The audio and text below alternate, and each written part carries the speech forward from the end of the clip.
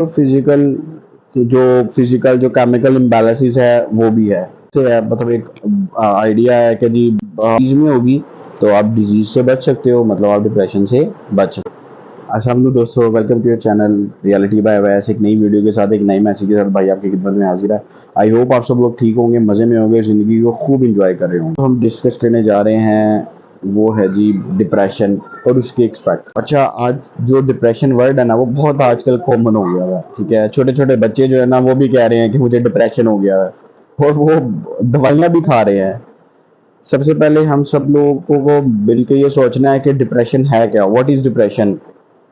क्या ये सिर्फ एक साइकोलॉजिकल सोच है या इसका कोई फिजिकल जो केमिकल इम्बैलेंसेस है वो भी है। तो है मतलब एक आइडिया है कि जी बहुत ज़्यादा एक्सपेक्ट करते हैं किसी भी चीज़ से या किसी भी शख्स से, या हमारी अपनी कोई एक्सपेक्टेशन होती है कि यार मैं इस काम को बहुत अच्छे तरीके से कर सकता हूँ, और जब आप उसको नहीं मीट कर पाते हो इस एक्सपेक्टेशन को या उस लेवल को, तो तब आप डिप्रेशन में चले जाते हो। अच्छा, उसके बाद हम हमारी जो सोच है वो उस पर भी डिपेंड करता है कि वो आपको डिप्रेशन की तरफ ले जाती है। फॉर एग्जांपल, अगर आप नेगेटिव थिंकर हैं तो डेफिनेटली हम डिप्रेशन की तरफ जाएंगे। ठीक है। अच्छा, हम करते क्या है कि हम नॉर्मली डिप्रेशन को देखते हुए, किसी भी चीज को देखते हुए, हम एक स्मॉलर सेगमेंट को देखते हैं, उसको सोचते हैं। हम उसके सारे एक्सपेक्ट को, और हमारी जो अप्रोच है ना वो होलिस्टिक नहीं है, हम तमाम एक्सपेक्ट को कंसीडर नहीं करते। तो डिप्रेशन का एक जो एक्सपेक्ट है वो है साइकोलॉजिकल, आई एम एग्री। ठीक है। लेकिन एक बहुत बड़ा पोर्शन जो है वो है फिजिकली। वो बहुत बड़ा फिजिकल रीजन है डिप्रेशन होने का, जिसको हम शायद कंसीडर ही नहीं करते। आज की हम वीडियो में जो है ना इसके साइकोलॉजिकल एक्सपेक्ट को भी देखेंगे और इसके फिजिकल एक्सपेक्ट को भी देखेंगे कि फिजिकली किस तरीके से जो है वो हम डिप्रेशन की तरफ जाते हैं, और इसका फिर हम एंड पे आपको सोल्यूशन भी दिखाएंगे। तो वीडियो को लाजमी कंप्लीट देखिएगा, और वीडियो के एंड पे हम देखेंगे कि इसको हम कैसे टेक ऑन कर सकते हैं। अच्छा, साइकोलॉजिकल लेवल और फिजिकल लेवल में पहले तो हमें डिफरेंस को समझना है कि साइकोलॉजिकल क्या है। जैसे फेलियर से कैसे डील करना है, नेवर गिव अप, एक इवेंट का एंड आपकी लाइफ का एंड नहीं है, ये सब जो है ना साइकोलॉजिकल है। हाँ, ये देखना है कि इसके पीछे कोई फिजिकल रीजन तो नहीं है।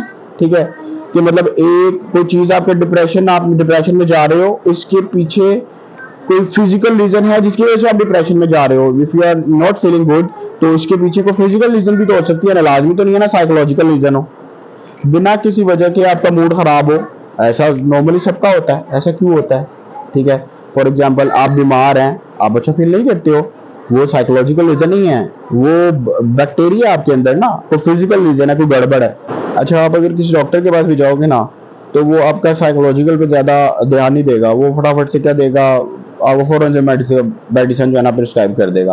तो वो फिजिकली काम कर रहा है आपके ऊपर। साइकोलॉजिकल, अगर आप डिप्रेशन में है या आपको साइकोलॉजिकल कोई इफेक्ट है, आपको खुद उस पर वर्क करना है, आपने अपनी थिंकिंग को चेंज करना है, तो दूसरा उसको चेंज नहीं कर सकता। ये साइकोलॉजिकली आपने कैसे चेंज करना है वो पूरी तरह से आपको, आपके हाथ में कंट्रोल है। और ये इसको अच्छे तरीके से समझ लो। जैसे किसी ने सोच लिया कि मैं नहीं यार मैंने आगे बढ़ना है, तो ये आपने ही अहद करना है, आपने ही वादा करना है अपने आप से। ठीक है, कोई भी। लेकिन अगर आप मतलब पड़े हुए हो कि यार मैं बर्बाद हो गया, ऐसा हो गया, वैसा हो गया, अब तो कुछ नहीं हो सकता, ठीक है, तो ये सोचते रहोगे, बोलते जाओगे, तो आप एकदम एक मोमेंट आएगा। ठीक है, आप कहते हो कि नहीं यार कोई बात नहीं यार, ठीक है, मैं दोबारा उठूंगा, दोबारा कोशिश करूंगा और दोबारा आगे चलूंगा, तो इसको क्या बोलेंगे? साइकोलॉजिकल। ठीक है। और अगर साइकोलॉजिकल के साथ साथ आपका फिजिकल भी आपके साथ हो जाए, फिजिकल लेवल में जो गड़बड़ है उसको भी संभाल लिया जाए, तो बेहतरीन काम हो जाएगा। अच्छा, अब हमारा प्रॉब्लम क्या है, हम फिजिकल लेवल पे भी हम सिम्टम्स को संभालते हैं, उसके कॉज तक नहीं जाते। सिम्टम्स को दवाइयों के थ्रू कंट्रोल करते हैं, लेकिन हम सिम्टम्स पे जाते हैं, फिजिकली नहीं जाते, उसके ऊपर, उसके कॉज के ऊपर नहीं जाते, मतलब जड़ तक नहीं जाते। जैसे कुछ ऐसे केमिकल हैं जो कि ब्रेन में रिलीज होने चाहिए, जैसे सेरोटोनिन है, लोबिनिन है, वो जब माइंड में रिलीज नहीं होते तो उससे क्या होता है कि you are feeling bad without any reason. ठीक है, उसके साथ में आपके दिमाग में और भी चीजें चल रही हैं, एक साइकिल घूमी जा रहा है और आपको बुरा लगता जा रहा है, और मूड खराब हो तो आप कैसे गाने सुनने का आपका दिल करेगा? सैड गाने सुनोगे, सैड गाने सुनोगे और मजीद सैड होते जाओगे, वो डिप्रेशन का लेवल आपका बढ़ता जाएगा। और जब मूड आपका अच्छा होता है, एनर्जेटिक किस्म के गाने सुनते हो, तो वो आपके स्ट्रेस है उसको कम करता रहता है। अगर हम दोनों लेवल्स को समझ पाएं, फिजिकल और साइकोलॉजिकल, और अगर इन दोनों पे हम वर्क कर पाएं, जाके हम इस प्रॉब्लम का एक्चुअल में सोल्यूशन निकाल सकते हैं। अब इसको ध्यान से समझ लीजिएगा कि फिजिकल क्या प्रॉब्लम क्या होती है कि कुछ ऐसे केमिकल हैं जो ब्रेन में रिलीज होने चाहिए जो नहीं होते हैं, और जिससे हम स्टार्ट फीलिंग बैड, और कुछ ऐसे केमिकल जो रिलीज नहीं होने चाहिए वो रिलीज होते हैं, जैसे कॉर्टिसोल। मेडिसिन क्या करती है कि जो रिलीज नहीं होने चाहिए उनको रोकती हैं, और जो रिलीज होने चाहिए उनको रिलीज करती हैं। बट क्या ये परमानेंट सोल्यूशन है? नहीं।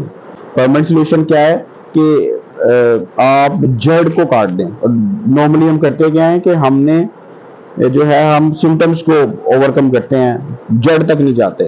फॉर एग्जांपल आपने प्लान किया कि यार मैंने गाड़ी पे ट्रैवल करना है और आप बड़े एक्साइटेड हैं, आप जा रहे हैं, लेकिन आप गाड़ी में फ्यूल ही नहीं है, तो कैसे जाएंगे? इसी तरह अगर आपकी बॉडी में फ्यूल ही नहीं है, ठीक है, या फ्यूल में ही मिलावट है, तो आप क्या होगा आपके साथ? ये रीजन फिजिकल है, बस कोई चीज ही नहीं है ब्रेन को एनर्जी देने के लिए। If your body is not in ease, that is a disease. ठीक है, तो अल्टीमेटली क्या होगा? आप डिप्रेशन की तरफ जाओगे। फ्यूल बताए हैं, अगर आप इसमें गड़बड़ नहीं कर रहे हो तो आपकी बॉडी ईज की तरफ जाएगी, और जो आप बॉडी आपकी ईज में होगी तो आप डिजीज से बच सकते हो, मतलब आप डिप्रेशन से बच सकते हो।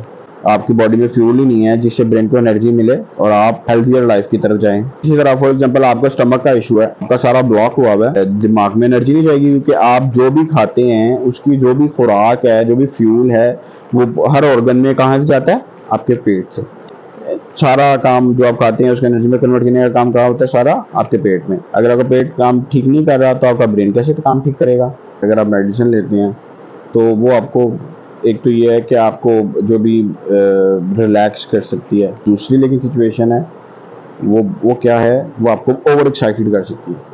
अच्छा, जो मेडिसिन है वो आपको क्या कर सकती है? वो आपको ओवर रिलैक्स भी कर सकती है। वो इसी तरह दूसरी तरफ वो आपको ओवर एक्साइटेड भी कर सकती है, और दोनों ही सिचुएशन आपके लिए बिल्कुल भी ठीक नहीं है।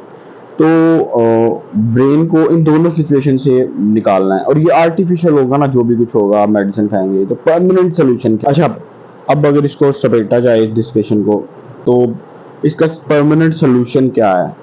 Medicine is not a permanent solution. Permanent solution क्या है? व्हाट यू आर इनटेकिंग, मतलब आप क्या फ्यूल अपनी बॉडी को दे रहे हो, और फ्यूल का एक पोर्शन तो खुराक हो गई, और आप क्या हेल्दियर खुराक ले रहे हो, और फ्यूल्स के थ्रू जब आप अपनी बॉडी को डिप्रेशन से निकालने की कोशिश करोगे तो ये परमानेंट सोल्यूशन होगा, और विदाउट एनी साइड इफेक्ट। अच्छा, फ्यूल में जो है वो 5 चीज़ें आती हैं। पहला क्या है जी? Food itself, water, sunlight, air और स्पेस। ये 5 चीज़ें जो हैं ये आपको डिप्रेशन की तरफ लेके जाती हैं या डिप्रेशन से बाहर निकालती हैं परमानेंटली। आप अच्छी फूड खा रहे हो, हेल्दियर फूड खा रहे हो, तो आप डिप्रेशन से बचा जा सकता है। ठीक है, जो बॉडी की रिक्वायरमेंट है उसके मुताबिक फूड खा रहे हो तो डिप्रेशन से बचा जा सकता है। अच्छा, दूसरा है वाटर। अगर आपकी पानी की कमी हो जाए, पूरा ना पी रहे हो, तो आप डेफिनेटली आपकी हेल्थ अफेक्ट होगी और आप डेफिनेटली डिप्रेशन की तरफ जाओगे। तो अगर आप पानी और अच्छा पानी पीते हो तो उससे आप डिप्रेशन से बचा जा सकता है आपका। तीसरा क्या है जी? सनलाइट। सनलाइट, जैसी सनलाइट दिन में आती है ना, तो सबसे पहले हमारे दिन में आता है विटामिन डी। हालांकि इसके हज़ारों फ़ायदे हैं सनलाइट के, विटामिन डी के अलावा भी। ठीक है, तो आपको फॉर एग्जांपल एक अंधेरे कमरे में बंद कर दिया जाए, डार्क रूम में, ठीक है, तो आप अच्छे खासे भी होगे तो आप कुछ घंटों के बाद डिप्रेशन में चले जाओगे, या एक आधे दिन के बाद आप डिप्रेशन में चले जाओगे। ठीक है, तो सनलाइट बहुत ज़रूरी है डिप्रेशन से बचने के लिए और डिप्रेशन को दूर करने के लिए। उसके बाद है एयर। अगर हवा आपकी पोल्यूटेड है तो डेफिनेटली आप अच्छे भले भी होगे तो आपको अच्छा फील नहीं होगा, और वो करते करते आप डिप्रेशन की तरफ जाओगे। तो अगर साफ हवा की तरफ जाएं आप, ठीक है, तो आप डिप्रेशन से बचा जा सकता है और इसको ओवरकम किया जा सकता है। इसके अलावा स्पेस। आप एक कमरे में हो, एक कंजेस्टेड से कमरे में, ठीक, तो आप कुछ टाइम के बाद आपको फील होगा कि यार मतलब यू आर फीलिंग स्ट्रेसफुल, तो उसका सोल्यूशन क्या है कि आप छत पे चले जाओ। अगर आप किसी फ्लैट में भी रहते हो तो रूफटॉप पे आप छत पे जाके आप अच्छा फील करोगे, तो इससे भी डिप्रेशन से बचा जा सकता है। ठीक है, इस तरह आपकी गाड़ी को कुछ टाइम बाद सर्विस की ज़रूरत होती है, इस तरह आपकी बॉडी को भी कुछ टाइम के बाद सर्विस की ज़रूरत होती है। और वो बड़ा ज़रूरी है बॉडी के लिए, बॉडी को ईज़ किया जाए। If your body is not in ease, that is a disease. ठीक है, तो अल्टीमेटली क्या होगा, आप डिप्रेशन की तरफ जाओ। फ्यूल बताए हैं, अगर आप इसमें गड़बड़ नहीं कर रहे हो तो आपकी बॉडी ईज की तरफ जाएगी, और जो आप बॉडी आपकी ईज में होगी तो आप डिजीज से बच सकते हो, मतलब आप डिप्रेशन से बच सकते हो।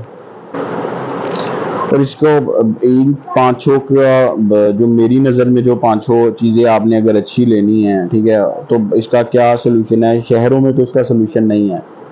आप कोशिश करें कि नेचर के करीब जाएं। ठीक है, ऐसे इलाकों को विजिट करें जो कि नेचर के करीब है। वहाँ पे आपको हेल्दी और फूड भी मिलेगा मिलावट से पाक, पानी भी आपको साफ सुथरा मिलेगा, एयर भी पोल्यूटेड नहीं होगी। ठीक है, और सनलाइट भी हेल्दी अवेलेबल होगी, और स्पेस भी अच्छी होगी, ओपन इलाका होगा।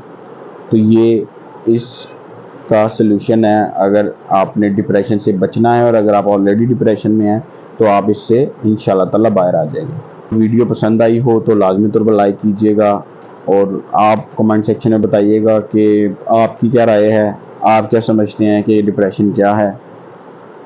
अपना और अपने गिरदोना के लोगों का बहुत सारा ख्याल रखिएगा, भाई को भी दुआ में याद रखिएगा। Thank you.